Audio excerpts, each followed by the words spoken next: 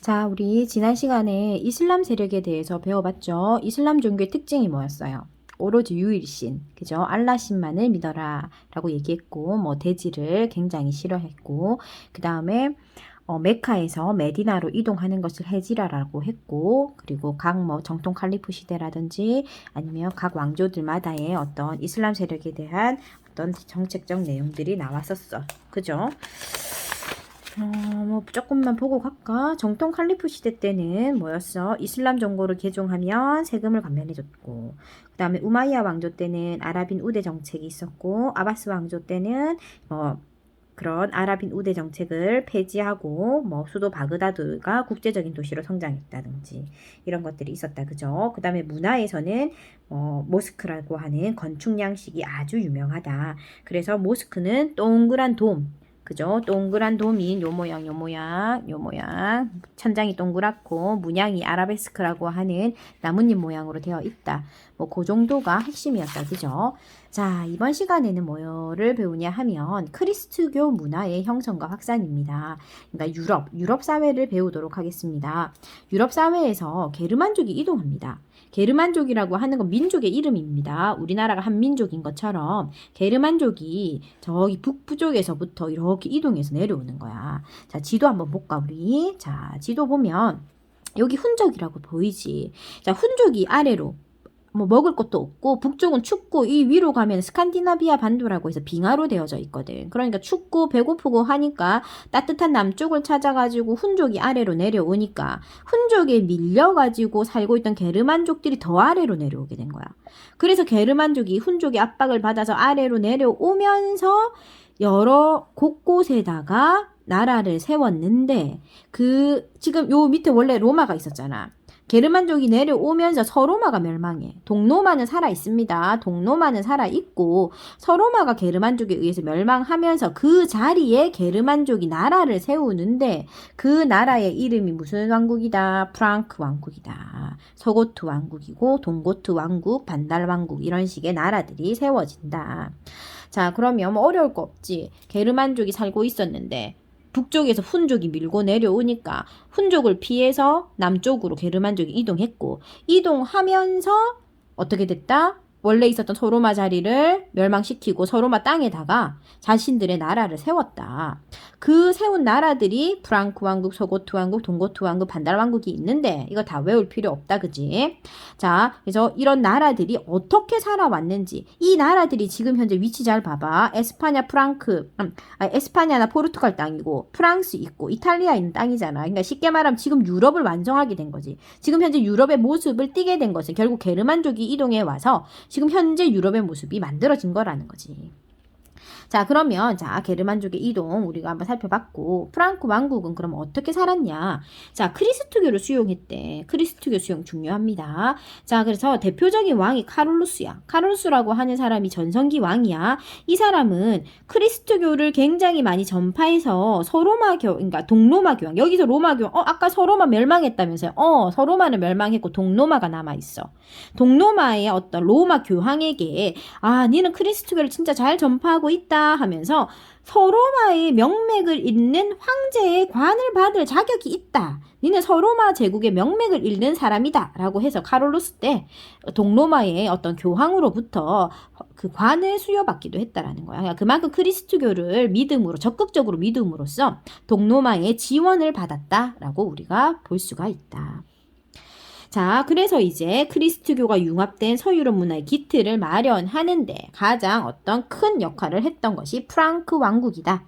자, 이제까지 한 거 정리해보자. 별거 없었지? 훈족한테 밀려서 게르만족이 내려왔고 게르만족은 서로마를 멸망시키고 그 자리에다가 왕국을 여러 개 세웠는데 그 왕국 중에서 제일 잘 나갔던 왕국이 프랑크 왕국이고 프랑크 왕국 중에서도 제일 전성기를 맞이했던 왕이 누구다? 카롤루스다. 카롤루스 때 크리스트교를 열심히 믿어가지고 어떤 크리스트교가 서유럽 문화에 정착하는데 큰 공헌을 했다.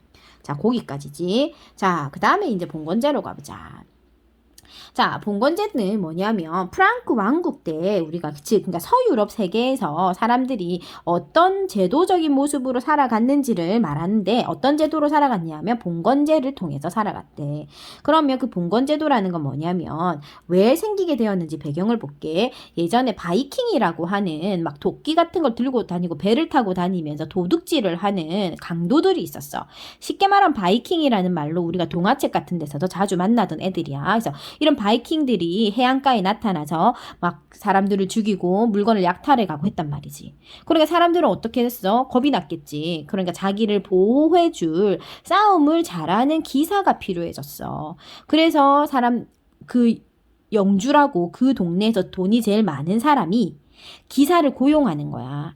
야, 내가 월급을 줄게. 그때는 월급이란 단어는 없었겠지. 봉토를 줄게. 땅을 줄게. 기사라고 하는 자기를 줄 테니까 내 땅을 지켜줘. 그러면 이제 그 내 땅이라고 하는 그 안에 살고 있는 사람들 농노라고 하거든. 자, 그 사람들은 영주한테 세금을 내고 영주는 기사를 고용해서 기사들을 영주와 그 땅을 지키는 거야.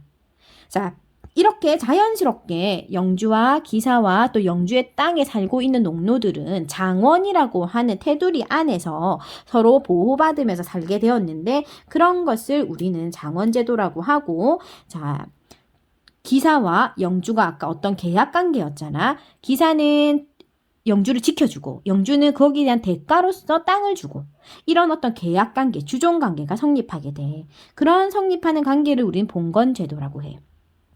자, 그러면 말로 길게 설명하는 것보다 우리가 그림을 한번 볼까? 자, 봉건제도, 주나라 때 봉건제도 나오지 않았어요? 할 수 있어. 그거랑 이름만 갖고 내용은 틀려.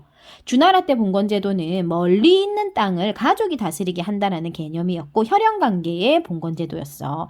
여기서 말하는 봉건제도는 계약관계야. 계약을 통해서 어떤 관계가 이루어지는 거거든. 그래서 틀립니다. 자, 그러면 그림 봅시다.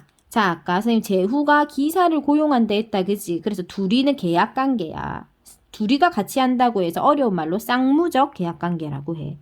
자, 이런 계약관계가 성립되고 이 사람들은 농노를 지키면서 제후로부터 이제 그 지키는 대가로의 어떤 땅을 받게 되겠지. 그치? 자, 이렇게 사회 구조라고 나와 있는데 제후, 기사, 농노까지가 이 사람들이 여기까지 사는 것을 우리는 장원제도라고 해. 자, 그러면 농노들의 입장에서는 멀리 있는 황제보다, 멀리 있는 왕보다 당연히 내 재산을 직접적으로 지켜주고 내가 직접 세금을 내는 영주의 힘이 훨씬 더 강하게 미쳤을 거야. 그래서 우리는 봉건사회를 봤을 때 왕보다는 영주의 힘이 훨씬 더 강했겠구나. 그래서 지방 분권적 사회였겠구나 하는 것을 우리는 알 수가 있어. 그래서 봉건사회에서는 세력이 강한 기사가 주군이 되고 약한 기사는 봉신이 되었다 이런 말 있다 그지? 그래서 말이 기사라고 표현했지만 세력이 강한 영주가 기사를 고용하는 형태다. 그래서 주종관계가 맺어졌다 이렇게 나와 있습니다. 자, 그러면 내용에서 줄 한번 그어보고 갑시다. 자, 봉건제는 뭐라고? 주종관계다. 그리고 그들이 사는 제도를 뭐라고 한다고? 장원제도라고 한다. 특징 쌍무적 계약관계다. 자, 기사에게 땅을 주고 기사는 그 영주의 땅을 보호하는 거야. 자, 장원의 특징 보자. 자급자족한다. 그래서 농촌 안에서 그 장원 안에서 모든 게 다 해결돼.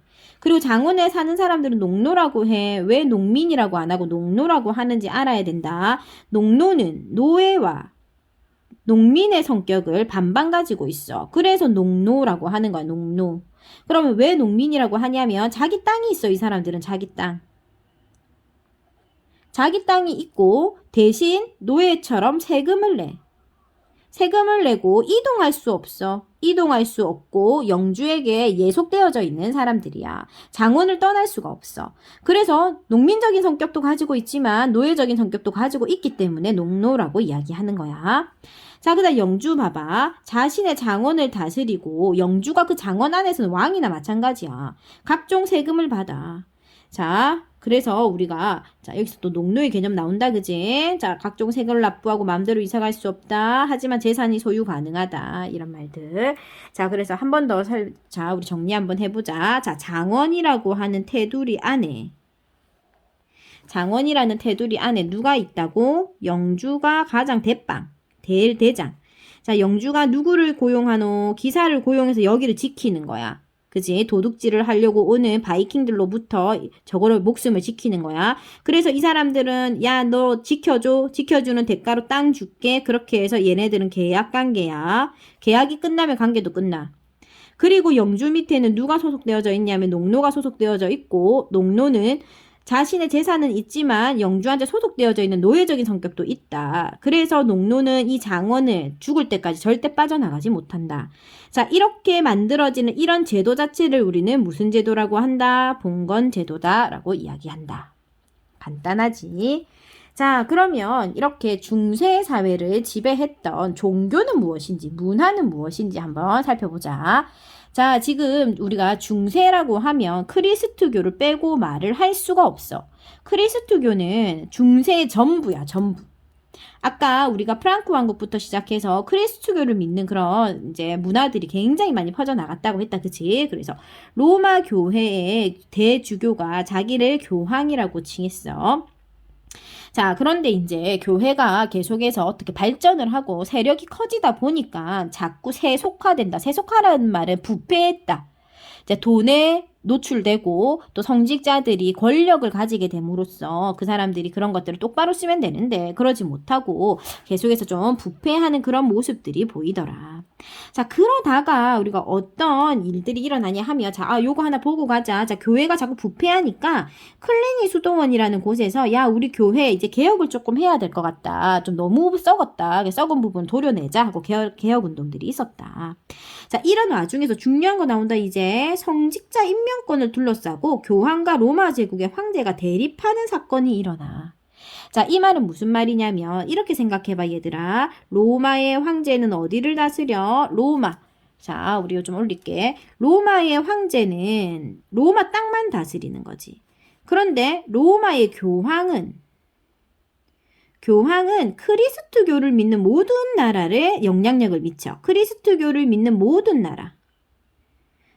나라가 교황의 영향을 받는 거야. 그러니까 교황은 지가 황제보다 위라고 생각해. 왜냐하면 자신은 신의 대리자니까. 하지만 황제 입장에서는 어떻겠어? 같은 로마 땅 안에 있잖아, 지금. 아까 로마 교회의 주교가 교황이 되었다라고 했잖아. 그러니까 같은 로마 땅 아래에 황제가 있고 교황도 있는 거야.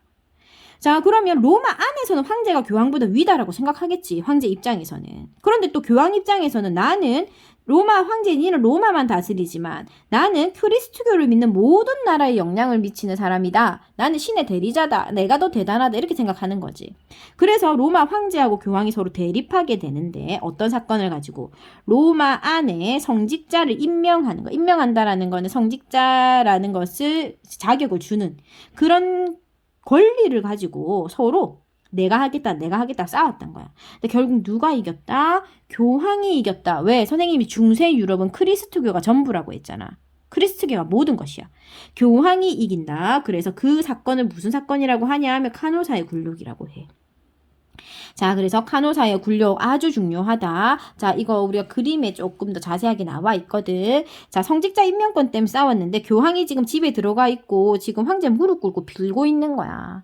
이제 하인리 4세라고 하는 황제가 그러니까 내복바람으로 그 교황이 살고 있는 카노사라는 그 궁궐 앞에서 빌어서 무릎을 꿇고. 그러니까 지나가는 사람들이 그거 다 봤겠지. 그지? 엄마 저 봐라 하면서 황제가 무릎을 꿇었네. 그럼 황제보다 누가 더 세네? 교황이 더 세네? 그래서 사람들이 자연스럽게 교황은 해가 되고 그 다음에 황제는 달이 된 거지. 그래서 교황의 전성기가 이제 시작되는 거야.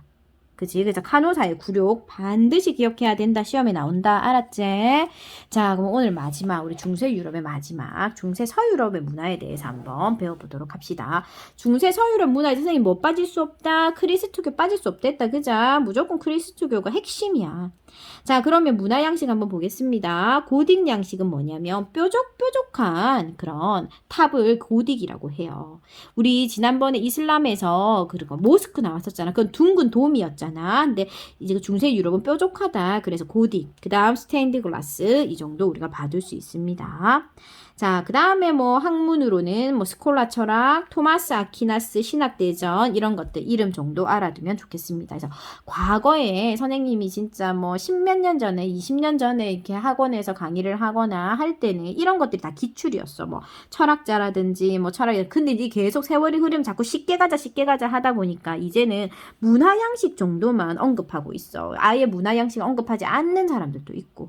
그래서 문화양식에서는 고딩양식 정도만 알아두면은 좋을 것 같아요. 크리스트교와 고딩양식. 그 정도만 알아두면은 될 것 같습니다. 그래서 우리 사진 한번 보고 갈게요.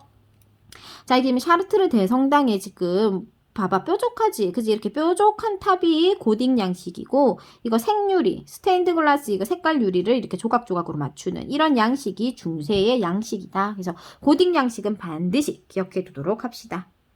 자, 그러면 우리 이제 다음 시간에는 비잔티움 제국에 대해서 배워보도록 하겠습니다. 지금 오늘 뭐 배웠어? 서로마 자리에 게르만족이 이동해 와서 중세 유럽의 모습을 어떻게 만들었고 어떤 것들이 유행했는지 배웠고, 그럼 아까 동로마 남아 있었잖아, 그대로. 그래서 동로마가 이름을 비잔티움으로 바꾸고 이제 비잔티움에서 어떻게 살아갔는지 별거 없어, 그지? 그거는 굉장히 간단하게 끝날 거니까. 그래서 다음 시간에는 비잔티움에 대해서 좀 더 배워보도록 하겠습니다.